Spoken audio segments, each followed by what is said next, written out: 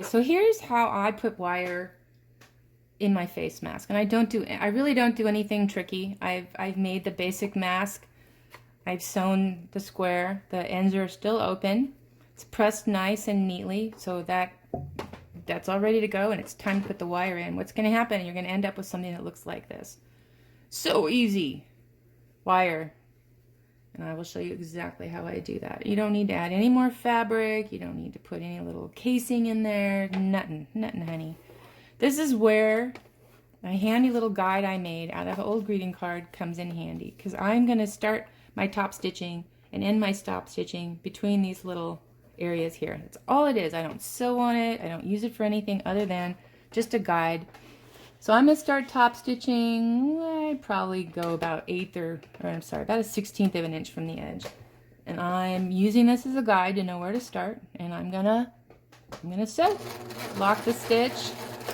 And now, leaving this here as a guide, I can now pay attention to make sure my stitch is nice and straight and right along the edge. So that's the only thing I have to pay any attention to. I don't have to watch for a pin. I don't have to measure anything. And right when it gets close to the edge, needle down. Very important.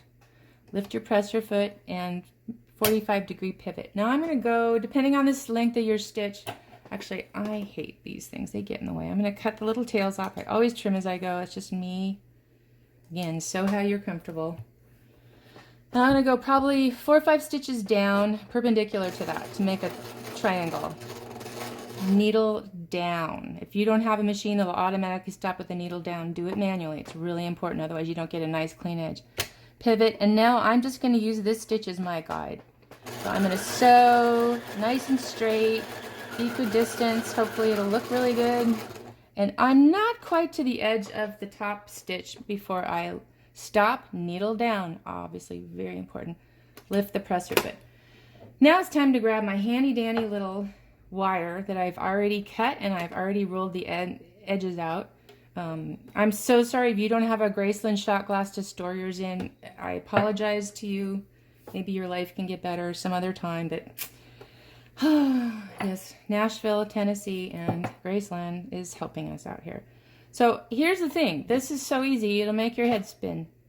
This goes inside the little opening, and then I'm just going to feel right up against the edge. And I'm shoving, I don't know if you can see that, but I'm just shoving that wire right in there. I can push the back. Sometimes I have to kind of push and pull a little bit. And sometimes be careful, it'll get stuck on the needle. But I almost always get it out. I want to push it up against the edge, because otherwise what sometimes can happen is that I don't want that little end of the wire to get caught underneath my needle, my plate here. And then, oh, it's just a mess. So now I can go ahead and finish sewing. So I'm going to sew all the way to the end, needle down again, wait, one more, lift it, and pivot, and now I'm going to close it. That is all. Isn't that crazy easy? All right. That's all. Clean it all up, and you've got a nice wire in there. You can take, you can use the same technique with a gaiter, with a piece of any kind of fabric. If you don't like to do a face mask and you prefer to use a gaiter, or you like to use a scarf, just fold over your gaiter or your scarf and do the same little technique I just did to encase your wire in there. And then you've got it. It's just nice, especially if you wear glasses, to have some way to pinch this over your nose.